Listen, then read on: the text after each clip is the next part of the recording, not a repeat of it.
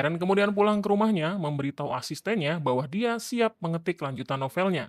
Karena dia sudah membuat draft berupa tulisan tangan tentang bagaimana Harold akan mati. Dia lalu mulai mengetik tentang cerita Harold yang sedang mencari-cari telepon umum. Lalu setelah menemukannya, kemudian menekan urutan nomor, dan telepon pun berdering.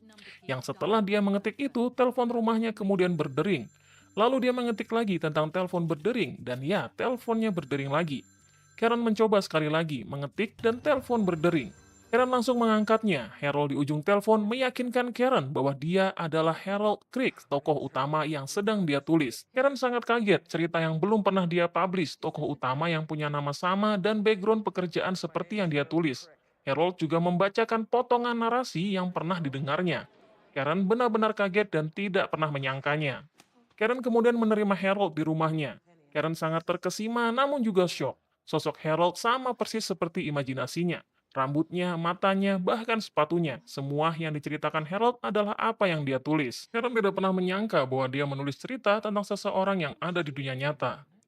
Harold kemudian meminta agar Karen tidak melanjutkan tulisan tentang kematiannya.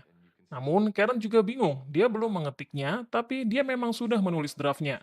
Dia tidak tahu apakah akan berpengaruh pada Harold atau tidak. Penny lalu membiarkan Harold membawa semua naskah termasuk yang belum dia ketik untuk bisa dia baca.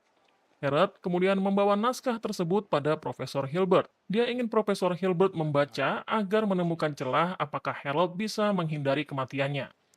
Esok harinya Harold kembali pada Profesor Hilbert. Namun, Profesor Hilbert tidak bisa memberikan jawaban yang diharapkan oleh Harold. Karena menurut Profesor Hilbert, Harold harus mati. Karena apa yang ditulis oleh Karen Evil adalah mahakarya. Harold tidak tahu harus bagaimana. Dia berharap Profesor Hilbert bisa menemukan cara menghindarinya.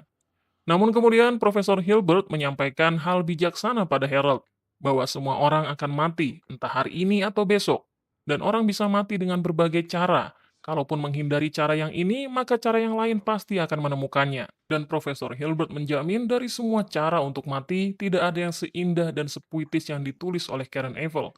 Kematian yang menjadikannya bermakna dan bisa menjadi salah satu yang mungkin akan dikenang. Harold kemudian pulang. Di dalam bis, dia membaca seluruh naskah yang ditulis oleh Karen.